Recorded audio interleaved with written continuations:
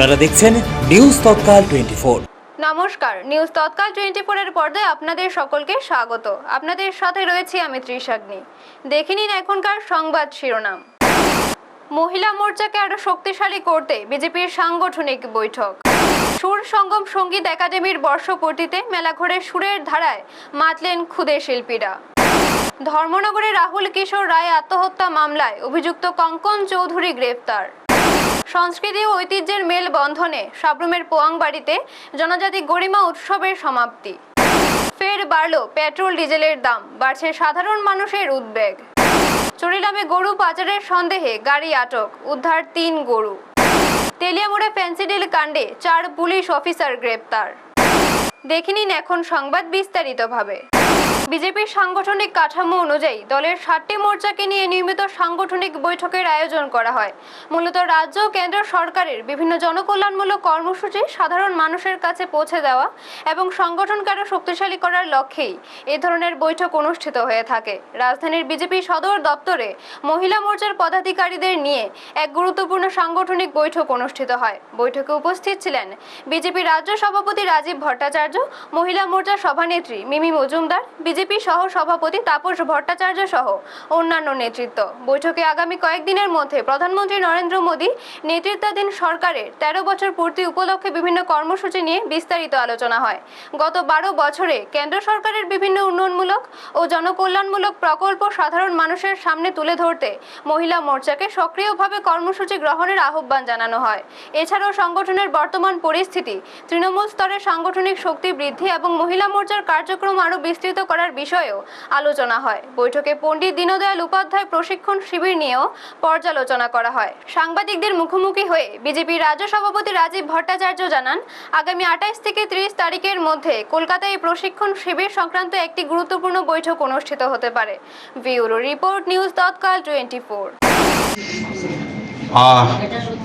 আমাদের সাংগঠনিক প্রক্রিয়া অনুযায়ী আমাদের 7টি মোর্চা রয়েছে: যুব মোর্চা, মহিলা মোর্চা, এসটি মোর্চা, এসসি মোর্চা, ওবিসি মোর্চা, কিষাণ মোর্চা, মাইনরিটি মোর্চা।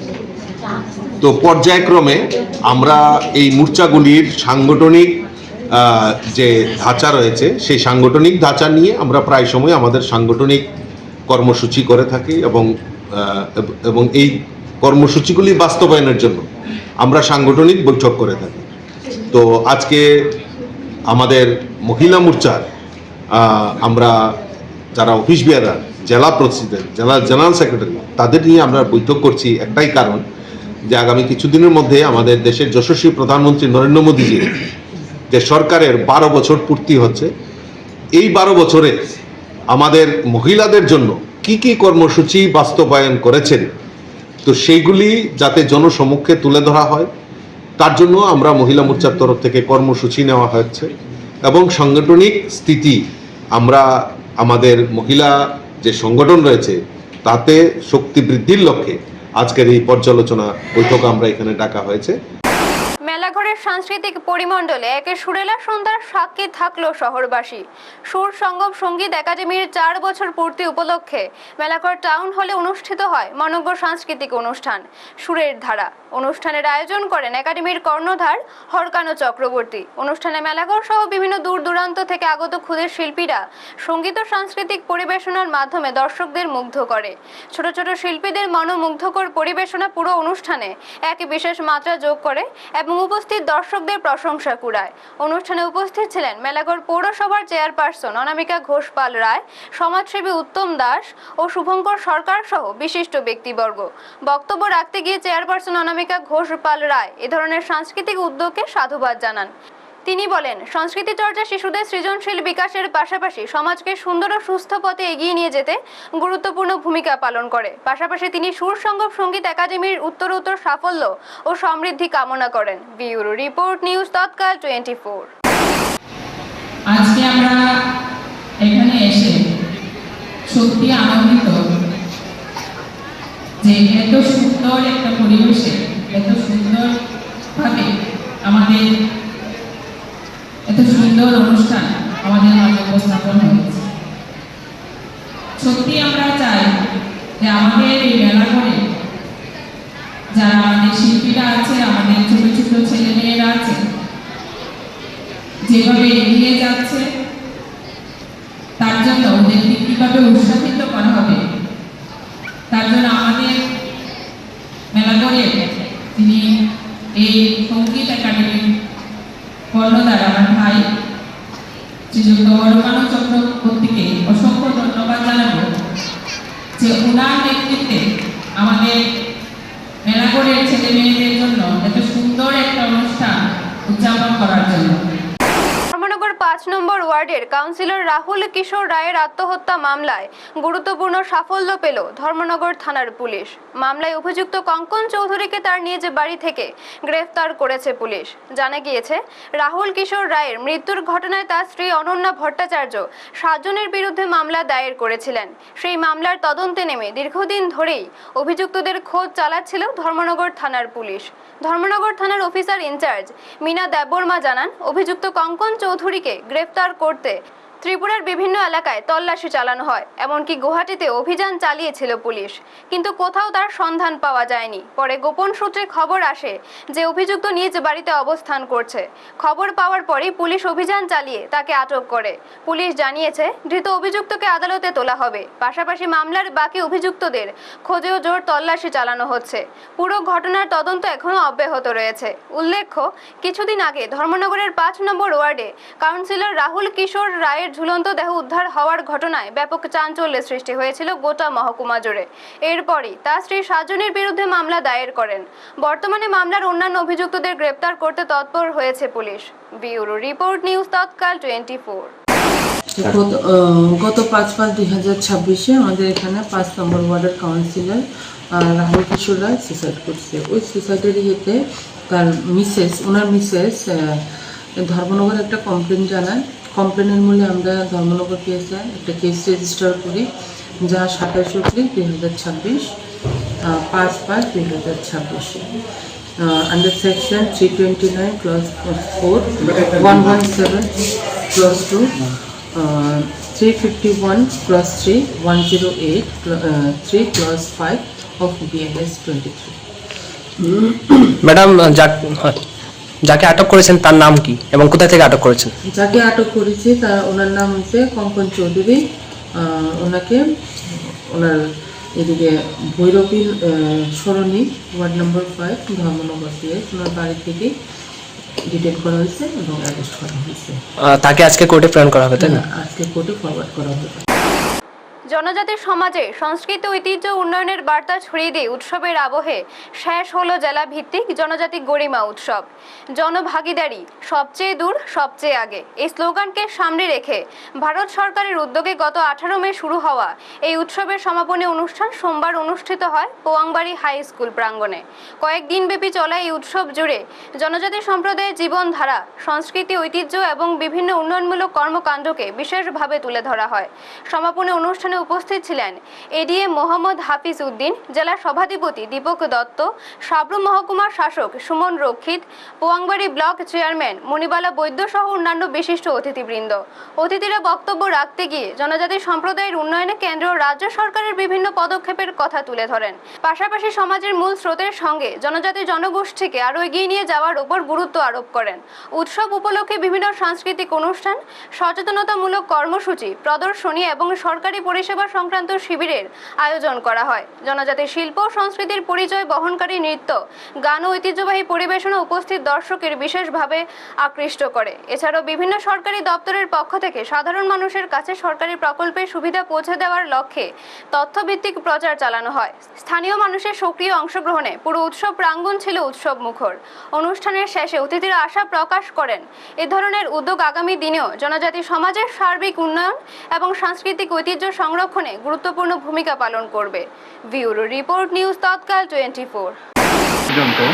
জনজাতি গৌরব দিবস আমরা সাউথ ত্রিপুরা জেলাতে পালন করছি এবং জনভাগিদারি অনুষ্ঠান এটারই একটা অংশ। তো সেখানে আমরা বিগত এক সপ্তাহ যে 59 যে রেভিনিউ ভিলেজ রয়েছে উপজাতি এলাকায় এবং 70 ভিলেজের মধ্যে আমরা স্যাচুরেশন ক্যাম্প করেছি। সেই স্যাচুরেশন ক্যাম্পগুলোতে জনজাতিদের জন্য যতগুলো পরিষেবা ছিল প্রত্যেকটা পরিষেবা যাতে সেই সুযোগ পান। নিত্য প্রয়োজনীয় জিনিসের দাম বৃদ্ধির মধ্যেই গত কয়েকদিনে 4 বার ফের বাড়ল জ্বালানির মূল্য। পেট্রোল ও ডিজেলের নতুন মূল্য বৃদ্ধিতে সাধারণ মানুষের উদ্বেগ আরও বেড়েছে। প্রতিদিনের যাতায়াত থেকে শুরু করে পরিবহন খরচ সব ক্ষেত্রেই এর প্রভাব পড়তে পারে বলে মনে করছেন সাধারণ মানুষ। নতুন ঘোষিত মূল্য অনুযায়ী পেট্রোলের দাম লিটার প্রতি বেড়েছে 2 টাকা 64 পয়সা এবং ডিজেলের দাম বেড়েছে 2 টাকা 63 পয়সা। ফলে বর্তমানে পেট্রোলের দাম দাঁড়িয়েছে লিটার প্রতি 104 টাকা 93 পয়সা এবং ডিজেলের দাম হয়েছে 93 টাকা 83 পয়সা। জ্বালানির মূল্য বৃদ্ধির ফলে পরিবহন খরচ বাড়ার আশঙ্কা তৈরি হয়েছে, যার প্রভাব বাজারে নিত্য প্রয়োজনীয় পণ্যের দামেও পড়তে পারে বলে মনে করা হচ্ছে। হঠাৎ এই মূল্য বৃদ্ধিতে মধ্যবিত্ত ও নিম্নবিত্ত মানুষের মধ্যে উদ্বেগ বাড়ছে। পাশাপাশি বিভিন্ন মহলে এই মূল্য বৃদ্ধি নিয়ে আলোচনা শুরু হয়েছে। ব্যুরো রিপোর্ট, নিউজ তৎকাল 24। গতকাল মধ্যরাত্রি থেকে ফের পেট্রোলের দাম বৃদ্ধি পেল। মোট কত বৃদ্ধি পেল ভাই? মধ্যে পেট্রোল বাড়ছে 2 টাকা 64 পয়সা, ডিজেল হলো 2 টাকা 30 পয়সা। তো সর্বমোট পেট্রোলে আজকার রেট বলতো বা বাড়তি বলতে 104 টাকা 93 পয়সা, আর ডিজেল হলো 93 টাকা 83 পয়সা। তো সর্বমোট 15 তারিখটা বাড়ছে 4 বার বাড়ছে। আজকাল পেট্রোল 60 টাকা 43 পয়সা আর ডিজেল 60 টাকা 30 পয়সা। সাত সকালে চুরিলাম পরিমল চৌমুনি এলাকায় চাঞ্চল্য ছড়ায় গরু পাচারের সন্দেহকে কেন্দ্র করে। আগরতলা থেকে সোনামুড়ার উদ্দেশ্যে দ্রুত গতিতে যাওয়ার সময় একটি দামি প্রাইভেট গাড়ি অন্য একটি গাড়িকে ধাক্কা মারে। এরপরই স্থানীয় মানুষের সন্দেহ হয় গাড়িটিকে ঘিরে। স্থানীয় বাসিন্দারা গাড়িটি আটক করে তল্লাশি চালিয়ে গাড়ির ভেতর থেকে 3টি গরু উদ্ধার করেন। অভিযোগ, গাড়িটিতে গরু পাচার করা হচ্ছিল। ঘটনাস্থলেই গাড়িতে থাকা 2 ব্যক্তিকে আটক করে পুলিশে খবর দেন এলাকাবাসী। স্থানীয় সূত্রে জানা গিয়েছে, জিজ্ঞাসাবাদের সময় আটক ব্যক্তিরা এলাকার কয়েকজনের নামও উল্লেখ করেছেন বলে দাবি করা হয়েছে। ঘটনার খবর পেয়ে পুলিশ ঘটনাস্থলে পৌঁছে আটক ব্যক্তিদের এবং গাড়িটিকে নিজেদের হেফাজতে নেয়। পুরো ঘটনার তদন্ত শুরু করেছে পুলিশ। এখন দেখার বিষয় তদন্তে আর কারো নাম সামনে আসে কিনা এবং পুলিশ পরবর্তী সময়ে কি পদক্ষেপ গ্রহণ করে। ব্যুরো রিপোর্ট, নিউজ তৎকাল 24। কয়টা গরু? গরু মানে 2 টাকা 3 টাকা। আপনারা কয়জনরা আটকেছেন? 2 জন। কোন জায়গায় আটকেছে? পরিমল চৌমুনি গাড়ি সহকারে আটকেছে। গাড়ি সহকারে। লোকাল পিএসে খবর দিয়েছেন নি? তোলার থেকে মাল লইয়া সাবরুম যাইতে আসছিলাম, যাওয়ার পথে কি গাড়ি আপনার? আমার টাটা এস। আচ্ছা, আমার গাড়ির মধ্যে মাল আসছিল, আমি সাবরুম যাইতে আসি। যাওয়ার পথে পরিমল চৌমুনি ব্রিজের কোনার মধ্যে একটা গরুর গাড়ি আছে, এমন বাড়ির স্টোরি কিনা গরু লই আসছিল। লইয়া আওয়ার পরে আমার গাড়ির পিছনে ব্রেক মানছে না, বাড়ি দিচ্ছে। দেওয়ার পরে আমার মাল টাল সব কিছু নষ্ট হয়েছে। মানে আমি এটা জরিমানা চাই। বাড়ি কই তোমরা? নাম কি? চুরিলাম কেমনে আইছো? এলাকাবাসী করতেছে তোমরা গরু না কিছু চুরি করে আনছো। গরুটি কোনখানে নিলে হইলে? কি গাড়ি কইরা? গাড়ি কি তোমার নিজের? গাড়ির নাম্বারটা কি তা?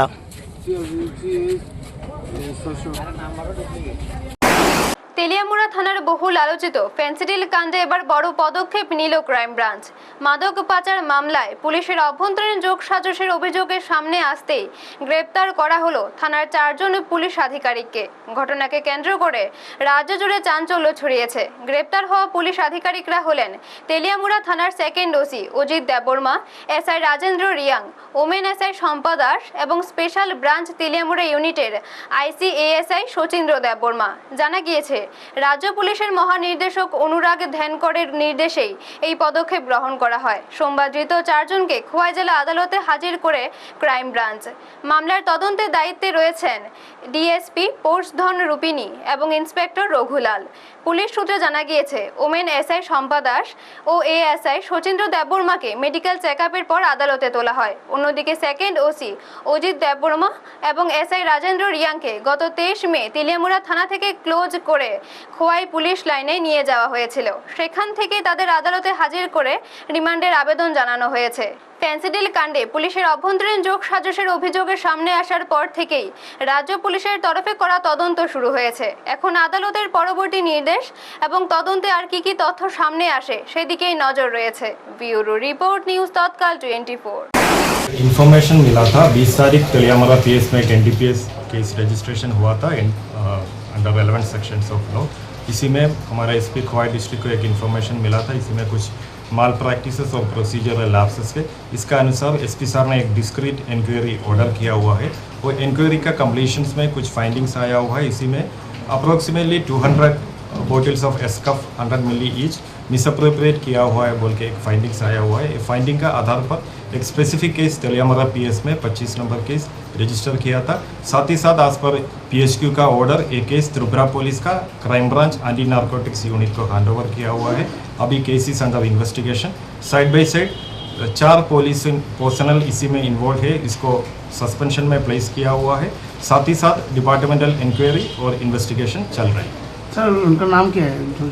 आज पर सुप्रीम कोर्ट गाइडलाइंस और media advisory of the government हम लोग कोई भी अक्यूज पर्सन का नाम रिवील नहीं कर सकता है, वो इन्वेस्टिगेशन चल रहा है। सर जो माल जो लेके आए हैं अभी तक किसका माल है ये मालूम पड़ा? Everything is under investigation, it will be clear once investigation is completed. এখনকার মতো সংবাদ এই পর্যন্ত। পরবর্তী সংবাদের জন্য চোখ রাখুন নিউজ তৎকাল 24 এর পর্দায়। আপনারা দেখছেন নিউজ তৎকাল 24।